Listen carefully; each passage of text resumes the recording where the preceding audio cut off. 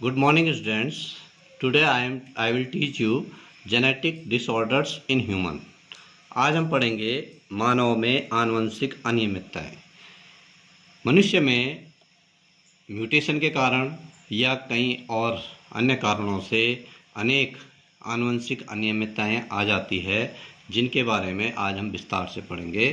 इन अनियमितताओं को हम 4 वर्गों में बांटते हैं। सबसे पहला जो कारण है इसका वो है कायिक गुणसूत्रों में जीन उत्परिवर्तन द्वारा उत्पन्न अनियमितताएं। Disorders caused by gene mutation कि जो कायिक गुणसूत्र होते हैं, ऑटोसोम्स जो होते हैं, उनमें जीन म्यूटेशन हो जाता है तो कौन कौन सी अनियमितताएं आ सकती है। हमारा जो सिलेबस है उसमें पहला है फिनाइल कीटोन्यूरिया। ये एक प्रकार की डिजीज़ है, फिनाइल कीटोन्यूरिया इसको बोला जाता है। एक अमीनो एसिड होता है हमारे शरीर में जिसको फिनाइल एलेनाइन बोला जाता है। उस फिनाइल एलेनाइन का मेटाबॉलिज्म होता है, जब प्रॉपरली तरीके से हमारे शरीर में उसका मेटाबॉलिज्म हो जाता है तो वो ब्लड में रुकता नहीं है, टिश्यूज़ में इकट्ठा नहीं होता है और प्रॉपर तरीके से काम होता रहता है। लेकिन एक एंजाइम होता है जो इसके लिए रिस्पॉन्सिबल होता है, फिनाइल एलेनिन हाइड्रोक्सिलेज उसको बोला जाता है, PAH फिनाइल एलेनिन हाइड्रोक्सिलेज उसको बोला जाता है। जब उस एंजाइम की कमी से ये रोग हो जाता है तो इसका मतलब है कि जो जीन उस एंजाइम को सीक्रेट करने के लिए रिस्पॉन्सिबल है वो जीन में किसी प्रकार का उत्परिवर्तन आ जाता है और वो जीन काम करना बंद कर देता है, जिसकी वजह से ये एंजाइम नहीं बनता है। और इस एंजाइम के न बनने के कारण ये फिनाइल एलेनिन जो है अमीनो एसिड जो है उसका मेटाबॉलिज्म नहीं हो पाता है और इसकी वजह से जो फिनाइल एलेनिन है वो टायरोसिन में परिवर्तित हो जाता है। और जब ये टायरोसिन में परिवर्तित हो जाता है तो इससे जो है ये इसकी कमी, ये फिनाइल कीटोन्यूरिया जो है वो ब्लड बनकर जो है उससे फिनाइल कीटोन्यूरिया बन जाता है और फिर फिनाइल कीटोन्यूरिया जो है ब्लड में वो टिश्यूज़ में इकट्ठा हो जाता है और टिश्यूज़ में जब इकट्ठा हो जाता है तो नर्वस सिस्टम को ये अफेक्ट करता है, सीधे सीधे हमारे तंत्रिका तंत्र को ये प्रभावित करता है, तो इसको बोला जाता है फिनाइल कीटोन्यूरिया। दूसरा है रंजकहीनता, एल्बिनिज्म इसको बोलते हैं।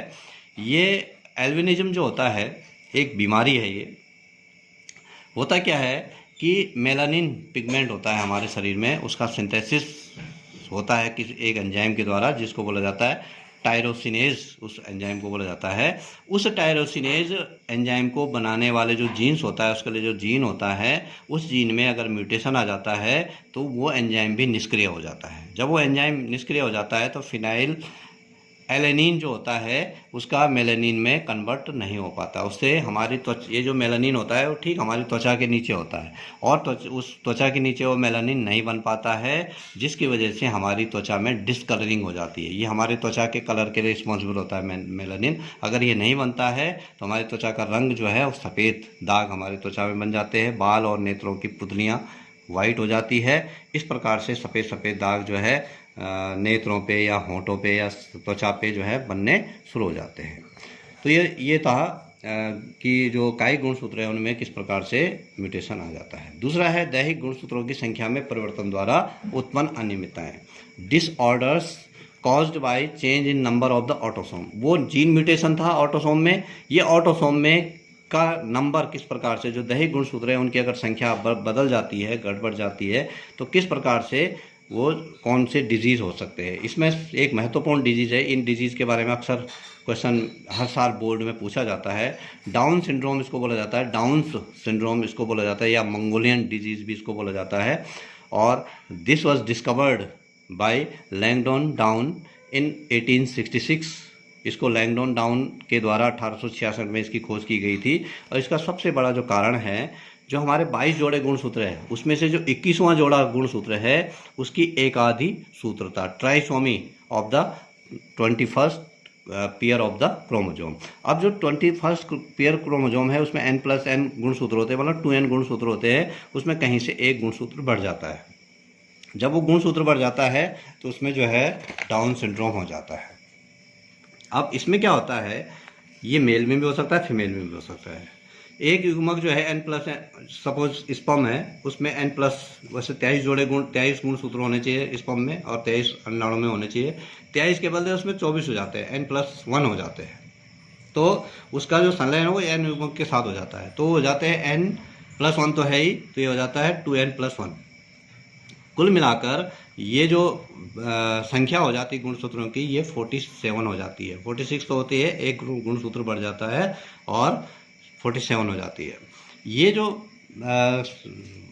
परिस्थिति आती है, ये अर्धसूत्री विभाजन का जो एनाफेज स्टेज होती है, उस दौरान 21वें गुणसूत्र में एक गुणसूत्र की 21वें जोड़े गुणसूत्र में एक गुणसूत्र की वृद्धि हो जाती है। अब जब ये सिंड्रोम हो जाता है तो इसके क्या क्या लक्षण हैं? जो इसके डिजीज़ होती है जिनमें, उन रोगी का माथा चौड़ा हो जाता है, चेहरा चांद के जैसे हो जाता है और मंगोलों जैसा जो है फेस उसका हो जाता है, गर्दन छोटी, उंगलियां छोटी, नेत्रों के मध्य अधिक दूरी हो जाती है, आंखों के बीच की जो दूरी होती है वो ज़्यादा हो जाती है, नाक चपटी हो जाती है, कान छोटे हो जाते हैं, मुख उनका खुला हुआ रहता है हमेशा, ओपन माउथ इसको बोलते हैं। और इनकी ये जो बच्चे होते हैं मंद बुद्धि होते हैं, इनका IQ लेवल जो होता है वो 25 से लेकर 70 होता है, और जनरली 70 से नीचे जो है होता है वो उनको मंद बुद्धि बोला जाता है। 70 से ऊपर जो है एवरेज, और उसके बाद तीव्र जो है वो लगभग 130 तक जो होते हैं वो तीव्र बुद्धि वाले लोग होते हैं।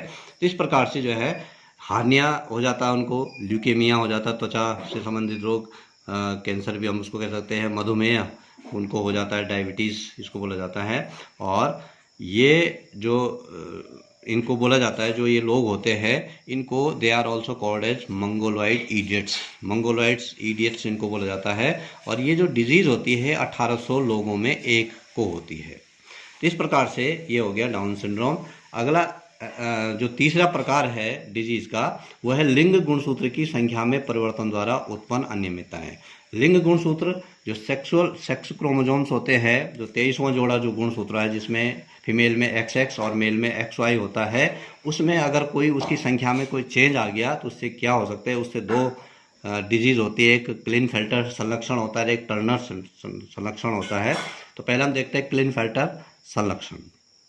ये क्लिनफेल्टर सिंड्रोम इसको बोलते हैं, और ये संलक्षण जो होता है केवल पुरुषों में पाया जाता है, और ऐसे पुरुषों में पाया जाता है जिनमें एक अतिरिक्त X गुणसूत्र पाया जाता है। मतलब 22 तो ऑटोसोम है ही, 22 जोड़े, उसके अलावा XY भी होता ही होता है, एक X और बढ़ जाता है, जो 23वां जोड़ा है वो हो जाता है XXY। और इसको जो है ये सेक्स क्रोमोसोम ट्राइसोमी इसको बोला जाता है। और this disease was first discovered by American biologist Klinefelter in 1942 it was discovered. अब ये जो डिजीज़ होती है ये 500 पुरुषों में एक को होती है, और इसके जो लक्षण है, ऐसे पुरुषों का की जो हाइट होती है, कद होता है छोटा होता है, शरीर पे बाल बहुत कम होते हैं, और मेल सेक्स ऑर्गन्स जो होते हैं वो अंडर डेवलप्ड होते हैं, they are not fully developed. They have both characters male and female. इनमें X गुणसूत्र बढ़ने के कारण उनमें मेल और फीमेल दोनों के लक्षण थोड़ा थोड़ा आ जाते हैं। और इस प्रकार के जो पुरुष होते हैं दे आर ऑलवेज स्टेराइल, ये बांझ होते हैं, they do not produce sperms. इस प्रकार से एक क्लिनफेल्टर संलक्षण इसको बोला जाता है। अब अगला है जो इसी के अंतर्गत जो सेक्स क्रोमोसोम होते हैं उनकी संख्या में परिवर्तन होने के कारण जो दूसरी संलक्षण है उसको बोला जाता है टर्नर संलक्षण। टर्नर्स सिंड्रोम इसको बोला जाता है। यह लक्षण जो पाया जाता है ये स्त्रियों में पाया जाता है, फीमेल में ये पाया जाता है। उनमें एक X गुणसूत्र का अभाव हो जाता है।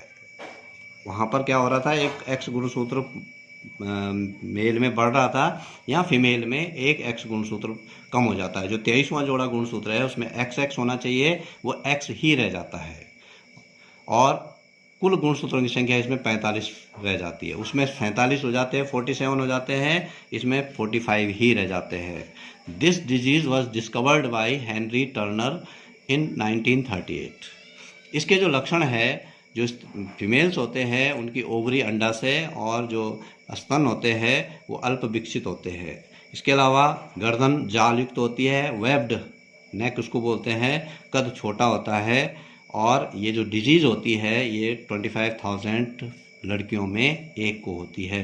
फीमेल ऑर्गन्स विकसित नहीं होने के कारण, क्योंकि एक्स क्रोमोसोम कम हो गया तो female organs they are not developed fully, and इसकी वजह से वो फीमेल जो है स्टेराइल हो जाती है, बांझ हो जाती है, दे के नॉट प्रोड्यूस एग्स।